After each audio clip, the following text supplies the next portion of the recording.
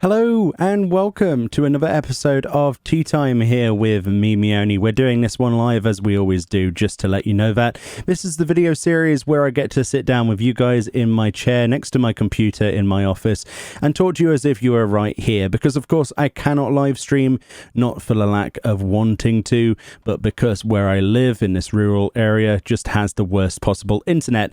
There's no way around that and we cope by doing these videos.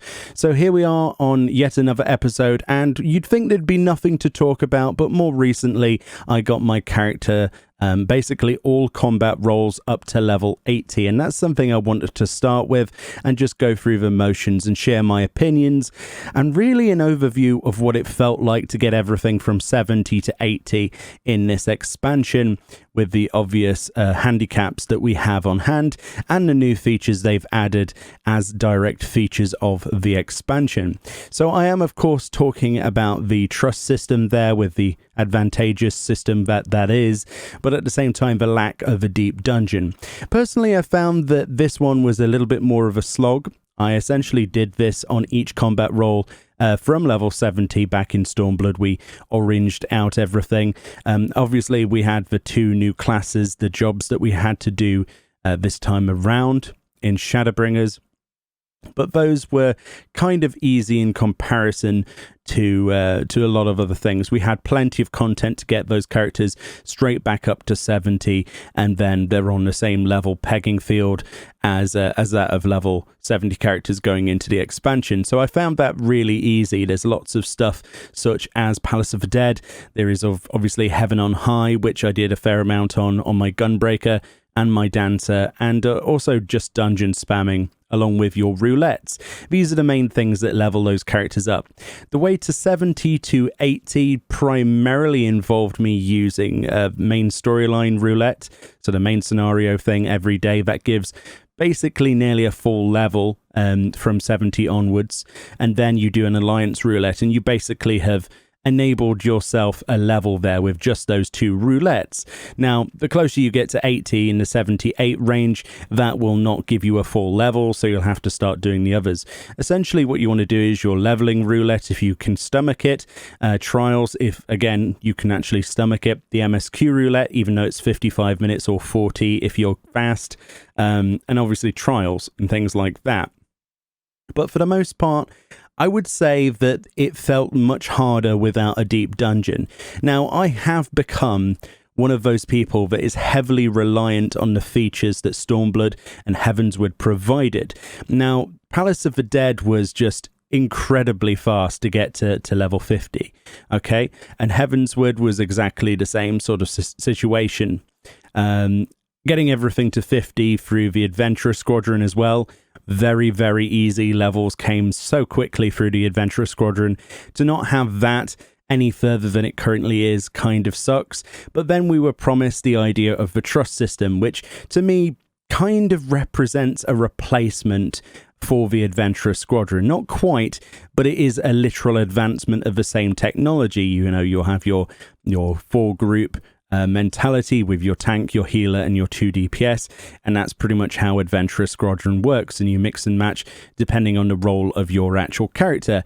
And I really enjoyed that. It was very buggy in places, but that was the nature of the AI. And then when Trusts came out as a dungeon-only feature in Shadowbringers, obviously they'd refined that to the nth degree, and now we have really quite good trust dungeons. Now, they're not perfect in any way, shape or form, but one thing that I wasn't aware was going to be a thing is how heavily they would penalize the experience gain and the speed of completion of those runs. Now, a completion of, say for instance, Holminster's Switch, an incredible ordeal compared to if you were to go with other players.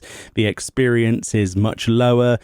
You're basically getting a lot less out of it. However, you do have a full reign on all of the treasure chests. You get all of the loot that could possibly drop. So it is a perfect way of getting gear to help boost the item level of other level 71 plus characters that you actually have on your character sheet, which is how I managed to actually gear a lot of my other jobs up so we can actually do the other dungeons and the higher content. It was actually quite nice that way. Not a single gil was spent. I enjoyed it. But for the most part, I do find that the limitations on the trust system are only born about due to the fact they don't want it to be too convenient. Adventurous Squadrons had the AI at a level where it was always going to be more convenient to run with real players, but it was still as fast if you kind of went in there gung-ho and you actually knew what you were doing. Now, there was an exploit, of course, with the engage button, which essentially reset their highest damaging ability to the start every time you pressed it. Now, a lot of people exploited that. It's since been fixed, but it is still one of the fastest ways of actually guaranteeing your characters to level 50, especially as a DPS. The Adventurous Squadrons are still really good. The trust system, however, falls short. It doesn't provide nearly as much experience that you would require, and in many ways, I think a lot of people would agree that it's just not worth the hassle to grind through those. However, if you do get all of your trusts to the maximum level, to level 80, you can actually do the more relevant and the most recent dungeons that were added in the Shadowbringers MSQ, including that of Academia Anida and places like that, right? So, Amnesis Anida. I'm sorry, I'm really bad with names. There's a lot of Academia, Amnesis. Yeah, it's kind of blurring into one at this point.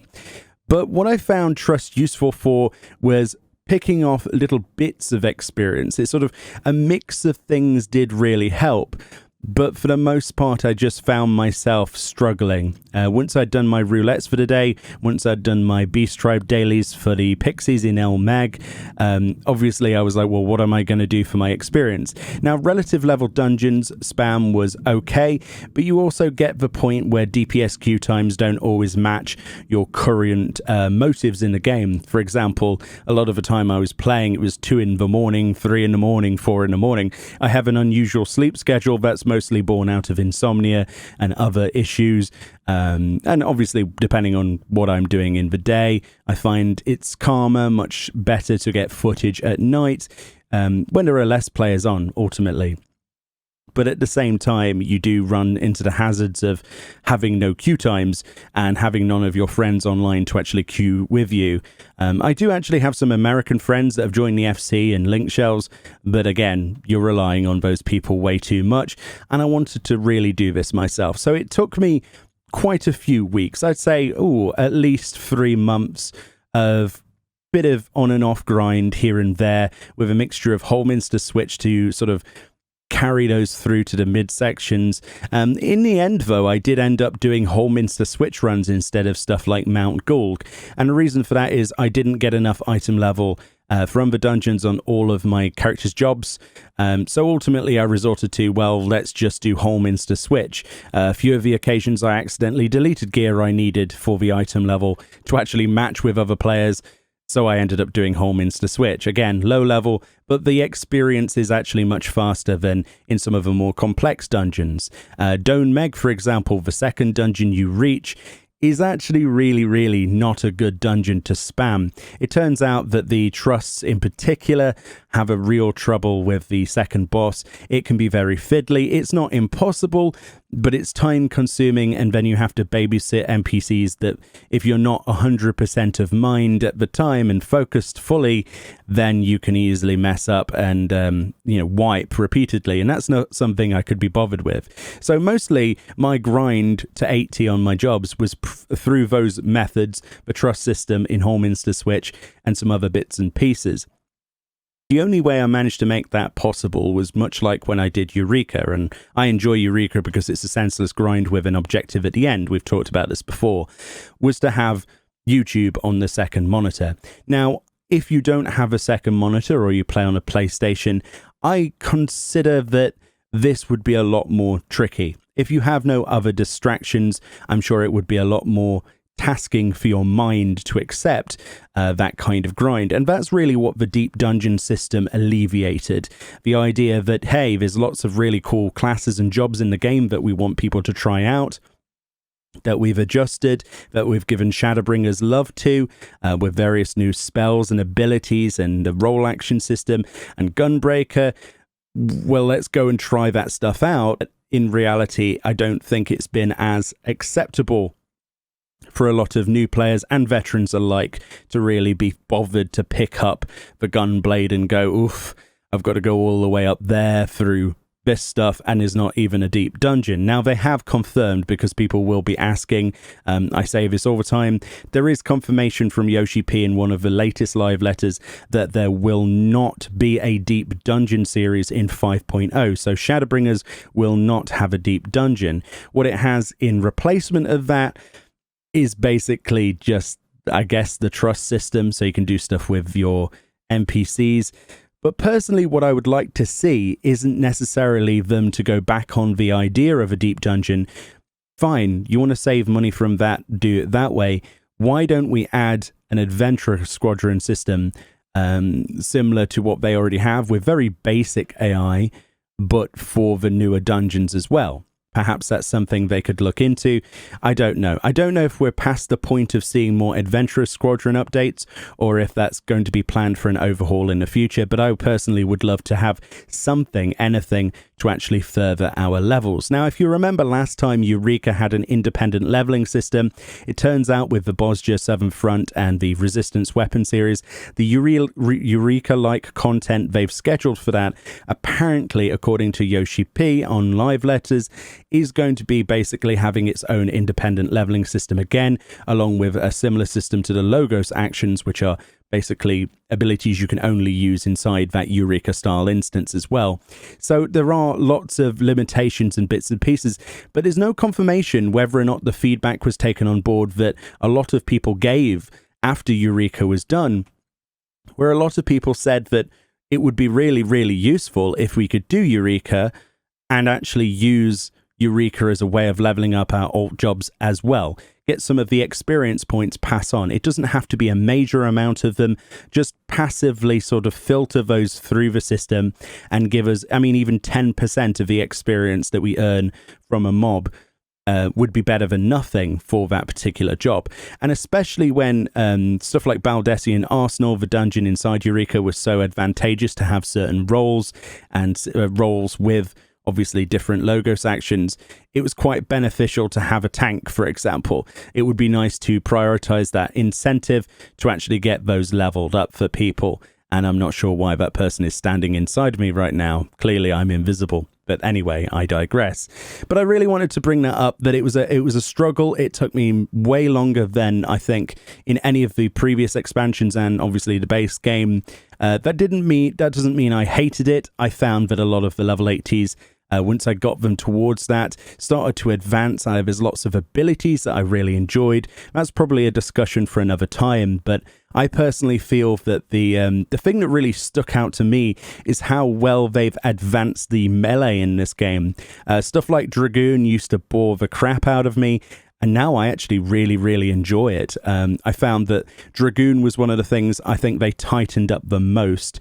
That and Summoner. Summoner really struck out to me as well. I really enjoyed playing Summoner. Just having the Phoenix and everything, it just blows my mind. It's really good DPS and obviously looks flashy as hell, which is obviously what we want from a DPS anyway. The other thing I wanted to quickly talk about, we did a video on this. We did a video talking about the Amaro mount in particular. That's for getting all of the combat rolls to level 80. I love that mount. If you've not seen that video, go check it out. I'm pretty much fanboying over it, and there's actually some music in the background. Somebody threw a dote at me there. I don't know if you noticed that. Love you too. Thank you for watching. Yeah, I really love that mount. It's a great one to add to my collection. Like I said in the video, it's one of those ones that is probably ugly to a lot of people, but does actually provide something, I think, that a lot of others don't. And most of that came in the sound design for the mount in particular. I said how I was so distraught after adding so many new mounts to the game that Square Enix just complacently applies the Palace of the Dead theme or Hullbreaker Isle hard mode, or just the generic normal flight music to mounts, and it was nice to have that not a case in the Amaro. It would be nice to see the Mog Station mounts that they add have unique music as well, but it is what it is, and that's really a discussion I want to go into another time as well. Whether or not it comes down to the feasibility of actually doing that with the budget as it is, or if they would have to assign more manpower and more money towards basically adding some uniquity to those, and whether or not it actually has a lasting impact for the majority of players, because not everybody actually has music turned on. For raid times, I have my music turned off. Not everybody is like that. A lot of people have music turned on. this person's hugging my character. It is what it is. This is live. But, you know, is it worth actually putting more time and effort from Square Enix's development side into adding music to mounts to make them unique? Or would it be better to just keep it the way it is and just work on other content? You remember that we still haven't got confirmation of where that budget is really being assigned to, that they took away from having an extra dungeon, that extra hard mode in a patch cycle. So Shadowbringers is pretty much without that. It has one dungeon per patch. We don't have the two anymore. Personally, I'm fine with that, and they said that the majority of that budget is being put into things like ocean fishing, but I don't know if all of it's going into that. If we could have other bits, sources of money, I don't know. I think that it would be worthwhile, in my opinion, to add uniquity to those mounts. It doesn't seem too difficult to me to change the music file. It doesn't have to be recomposed or something original for that mount. For example, like you could have, I don't know, just the Ananta theme for the flying carpet. It would fit perfectly. Just change the audio file. I don't know. Surely that's the work of one person with no exterior assets needed and just the library of music they apply to the game already. But that's just a bit of a shower thought on the top of my head, why they can't just do that, and why every time it's the Palace of the Dead theme. You might think differently. Maybe you love to hear Palace of the Dead theme for every mount that they can actually find the time to switch the music on. Personally, I think that's a little bit of a cop-out, and that we should see that without question. Especially considering there's a lot of effort being put into the roleplay and casual, dare I say, sides of the game, which are the biggest parts of the game, admittedly, housing, roleplay, stuff like that, player events. So it makes sense to, you know, what do we call that, flesh out those more RP sections of the game. And I think music is integral to the look and feel of something, as we talked about in previous videos. So there we go. The last thing I want to talk about is that I'm pretty much done with the Mughal event. Hopefully my 5 tomes in 5 minutes or more video was fairly decent. Look at this character putting themselves in front of a camera. What a showboater. But yeah, hopefully that was helpful. I've pretty much been spending all of my extra tomes past the necklace, and there was no mounts that I needed or anything like that. I bought the minion Brina that I wanted, as you all know, but I've been putting a lot of those tomes into riding maps. Somebody still keeps saying that it's not worth it. I shouldn't be putting them into riding maps, and obviously the argument is obviously flying in 5.3 is coming in the old world areas. Their argument is it will be faster from A to B on the map regardless, even though mounted flying speed isn't affected by the riding maps and ground speed is. So if you were to literally take, for example, the Fenrir mount or whatever it is at ground level and not take off with spacebar, it would be faster A to B if there was no obstacle in the way. In general, though, they're completely right. It would be faster to obviously just fly anywhere. But if you are going for specific events, or, you know, for example, if the zone is very flat and there is no obstacles, such as parts of Querthus, then I don't see the point in flying if I can get there faster. Now, obviously, this would be more applicable if people still did hunt trains and stuff like that for the old world, of which I've seen some people do because of the older achievements, but not as many people as the more relevant things. But at the same time, it strikes to me that we could have more content in those old world zones that we currently have, the Realm Reborn zones.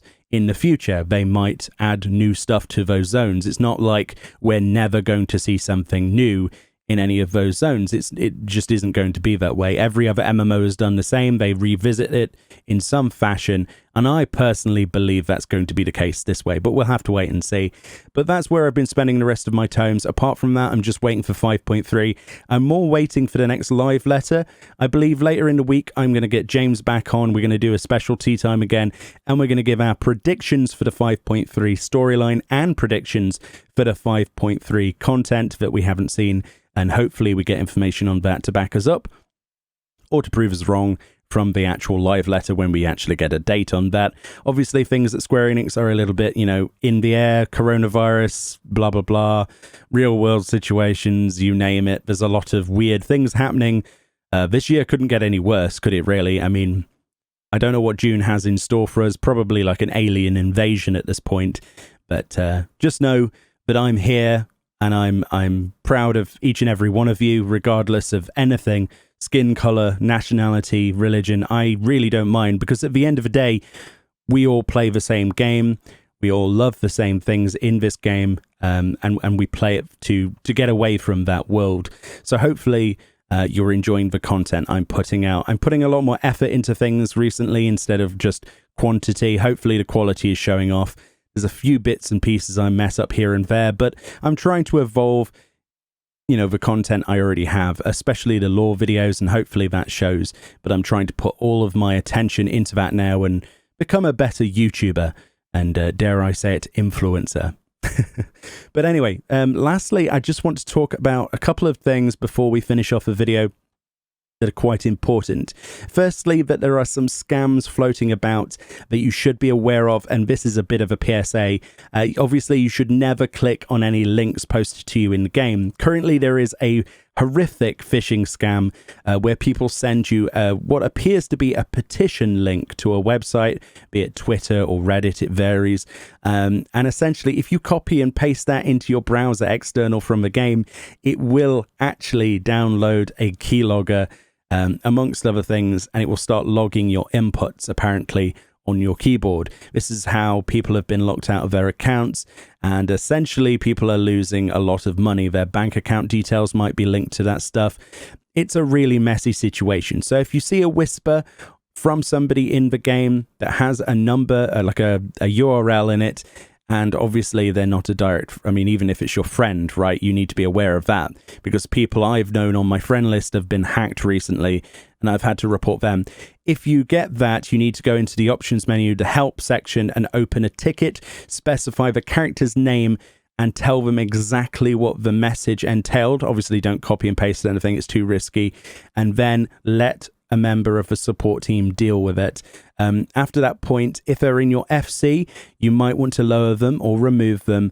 So lower them to a rank where they can't touch anything in the FC, no privileges at all, the lowest possible, or remove them from the FC. God willing that basically they've been hacked, and that by reporting them, you'll get that account suspended, and then the original owner can get in touch with Square Enix and obviously reclaim it and change their password and all the rest of it. And hopefully it doesn't go any further than that. It's terrible when people get hacked. I hate it. And obviously we'll want to try and prepare people for that. And that's why I'm telling you now, do not click any links. It sounds obvious, but a lot of people go, oh, look, a petition of why this is important. And I think they're name dropping Yoshi P and saying, oh, we don't want Square Enix to do this. Go on this link to vote against it. It's complete nonsense, complete garbage. Do not trust it, even if those people are your most trusted friends, because the likelihood is that they have been hacked, and by you clicking on the link, you'll be next. So let's get that clear right there. There's also another unfortunate scam to do with where is that one? Yeah, basically that's on Discord servers. If you're on a Discord server and a suspicious person appears and posts a similar link, that will also do the same thing. So they're targeting a lot of people on different platforms during one of the most sort of turbulent times in history. 2020 is garbage, and apparently it's just the more garbage that happens, the more the degenerate, horrible, vile people come out of the caves and claw at your eyeballs until eventually they get another victim. So just don't trust anything. That's my advice for you after this video. So on a more pleasant note, we still do have a 60,000 subscriber giveaway. If you go over to that video, it's a video I put out last week. For that 60,000 subscriber giveaway, we have physical items and digital items. It's my way of giving back some, actual tangible items to thank you for your continued support.